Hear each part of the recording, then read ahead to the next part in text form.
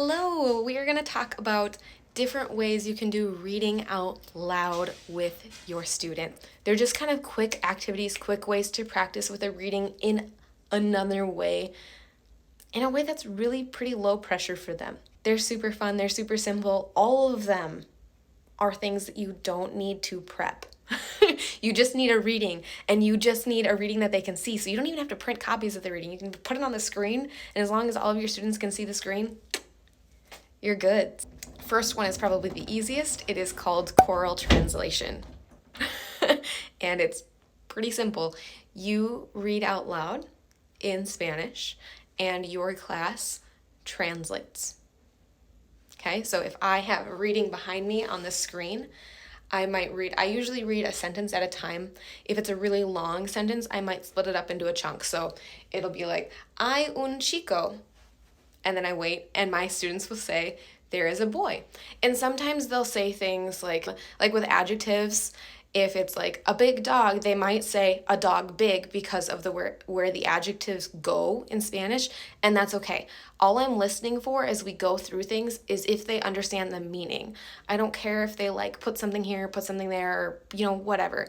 If there's a sentence where there's either tons of mumbling or something that's clearly wrong, or the whole class is just silent because nobody's ready to go, then to me that says right away, they don't know what that means. So we'll cover it, we'll just go through it really quickly, and I'll say what it is in English, or I'll show them where those supports are because, I always have the supports on the screen, or my high frequency words over on the wall, that sort of thing, and I'll refer to those to support them. And then I'll just go back to that sentence and do it again before we move on. And you can do this. You really don't want to drag this out. It's going to be, okay, you're just run right through it. And Choral Translation is something that I learned at the TPRS conference. No, not a conference. It was actually, I think, the training that Mis Clases Locas hosted at her school. Super quick, super easy way to check for understanding from your students. Option 2 is very similar to Choral Translation. Some people call it ping pong translation. I like to call it volleyball translation. So volleyball translation is like choral translation, but between a pair of students. So you're gonna have one student, A and B. One student is going to go, hay un chico, and this student is going to say, there is a boy. And then they are gonna read the next sentence. And so they're gonna say, se llama Bob. And this student is going to say, his name is Bob. And then you're gonna keep going with the reading. So Spanish, English, Spanish, English, Spanish, English, back and forth. And I tell them like a volleyball. And we practice at first. When you first introduce this to them, I literally am like, Spanish, English, Spanish, English, because otherwise you'll have one student trying to be like the teacher the whole time, like when you do choral translation. So model that. Practice back and forth for them. Option number 3 is what I call speed date translate. And it is very, very similar to volleyball reading. Okay, so speed date translate is exactly like volleyball reading, but there's a rotating element involved. I do not do this until they have volleyball reading down, because otherwise, oh, good Lord, you can't put the two pieces together yet, okay? So speed date translate. You have your students sitting in pairs, and you're going to start them off by doing volleyball reading. So Spanish, English, Spanish, English, Spanish, English, Spanish, English, but you have a timer going. And when the timer beeps, one of the students is going to rotate. And you set that up ahead of time. You say this row of students, you're moving. And they all go, why do I have to be the one moving? So the timer's going to beep, and the predetermined row of students is going to get up and move to the next seat over. When you get there, they're going to quickly compare with the reading, and they're going to say, okay, my partner and I got to se llama Bob. And the other person's going to be like, okay, we got to Bob es alto. I'm making up this reading as I go. And wherever they got to, you're going to start at the one closer to the beginning. So this is something else you're going to have to clarify for your students. So really quickly, so they rotate to the next spot. They say, okay, where did you get to? They compare. Whoever is closer to the beginning, that's where they pick up. And then they're going to keep doing the volleyball reading with their new partners. And they're just going to keep going. And then beep, timer beeps. They rotate again really quickly. Okay, how far did you get? We start at wherever the closer to the beginning person was, and we keep going, okay? You can decide how long you want the timer to be. You can make it really fast. You can make it really short. You can have them, I usually am like circulating and listening to how far they are in the reading, because if they get too far, you don't want them to like read over and over and over again, because they'll get bored, right? But that gives you a good idea. If you have a full page, they can do this activity for like a long time before they'll get bored. Okay, so that was speed date translate, which is basically like volleyball in a Tabata form. I use a Tabata timer again. I love Tabata timers. You guys are gonna, you'll get used to them, because that beep for work and then the beep to get them to rotate, it's perfect. Reading option number 4, and there's kind of a lot of variations for this one. I call it Mentirosa. I don't know, other people might call it something else. And the first way I like to do it is starting with the teacher and the whole class. So what I'll do is I'll put a reading up on the screen, and this is something that we've been working with, maybe day 3 of a story, maybe day 4, something that they are familiar with, okay? And what I'll do is I'll start reading it, and intentionally, while I'm reading, I'll either omit words or change the words, okay? Or add in another detail or something like that. And if the students hear you say something that's different than what they're reading, they yell out, Mentirosa! And we practice this. Like, we practice it like a lot, because if you don't make this huge deal about it being like, Mentirosa! Then they're like, Mentirosa. And that's not fun. They're just saying it under their breath, and nobody really enjoys that. So make a big deal about practicing how to say Mentirosa and being like, Mentirosa! Ah! And then practice it. So as you're doing the reading, you're changing things, you're omitting things, you're adding like moi or no, or really simple detail changes, swapping out names, swapping out other nouns, things like that. And anytime they hear something that doesn't match, they have to yell Mentirosa. And sometimes they miss it, and I'll do like this.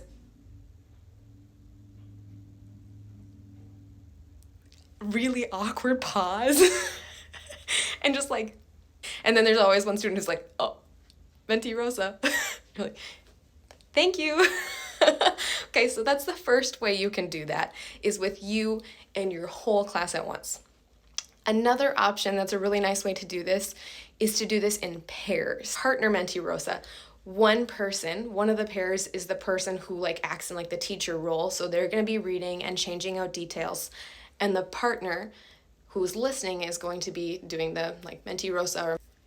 Key for this, you really want to make sure you've modeled it as a teacher before you break them up into pairs, because sometimes the students struggle with changing the details.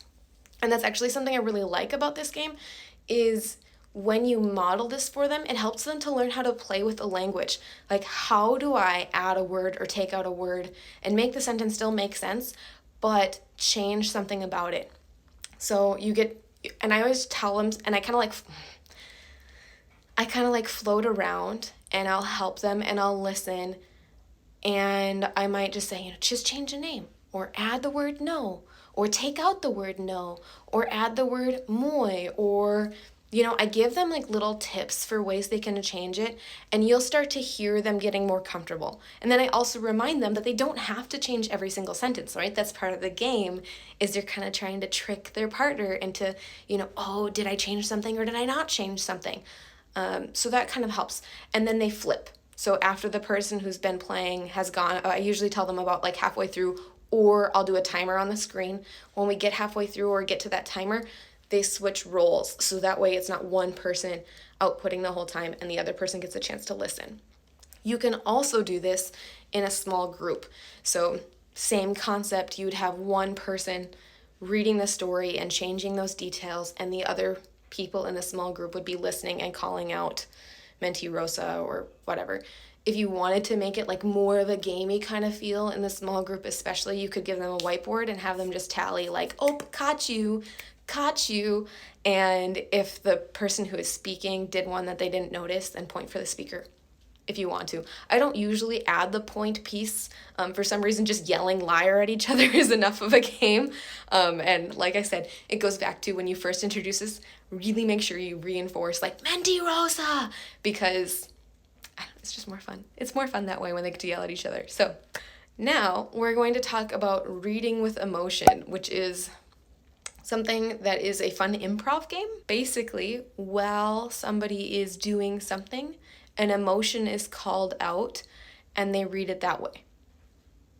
Okay, so that's the summary of it, and you could do it with like a spinny wheel of emotions. I have little cards with emojis on them to support the language, so that way, if they get an emotion that they're not really super familiar with, especially as novices, the emoji really supports them, so they can like start to connect those words. You draw a card and you start reading the reading selection in that emotion, and you can make it like a game in which they have to guess the emotion, or you can just have them be like a different way to be reading the activity.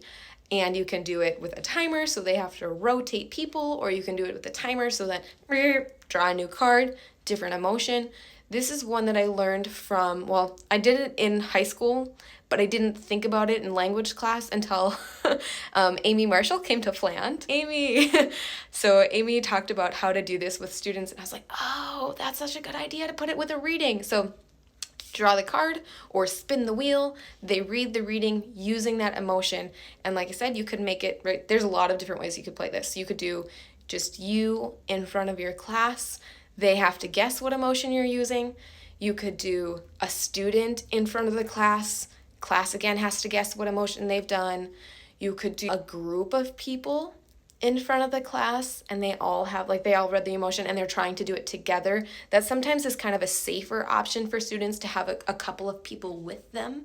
Another good way to do this is to do this in small groups, especially the first time you do this, because it involves like a little bit of putting yourself out there, right? You have to, right, the acting thing for some reason is kind of hard for them sometimes. So if you're doing it in a small group, it's a good way to help them be more comfortable and then like develop that community within their small group if you are having them sit in groups and work with them often. So same with the thing with a small group, you could have them draw a card, start reading, the other group members have to guess, and then you just rotate the cards around the pile, and the next person around guess goes, and the other people have to guess. Same thing, you could do it with a timer. One person is going, bzz, okay, next emotion. Or when the timer goes off, they rotate people. This one, there's so many ways you could make this one work. So you kind of have to sort through them and think about, okay, what are my students like? What do they like to do? Would they be comfortable, right? Sometimes you get a class full of hams that are like, yes, put me in front of them. I will do the show. Like, I am the show. And this is perfect for that class period. And sometimes it's a class that like doesn't really like to talk to each other, and they kind of are quiet, and you're trying to break them out of their shell. And then you can maybe do this in small groups, and before you know it, they're giggling because somebody was furious about the big tiger, I don't know, whatever the story is, or however they're doing their sad voice, or they get giggly about it. And that's just a fun way to kind of tie in that community while you're doing this reading and while you're doing this activity. So hopefully that gives you a couple of ideas for ways you can do reading out loud with your students. I might use any one of these on its own. I might use any one of these in conjunction with a different reading activity. I very often do like choral, then volleyball, then speed date translate, because it's a nice way to kind of practice this, then practice this, then practice this, all in one kind of neat combo. Please comment, let me know if you have any questions about any of these. So yeah, I hope that is helpful to you. I'll be back again maybe next week with some more reading activities for you. Have a wonderful rest of your day.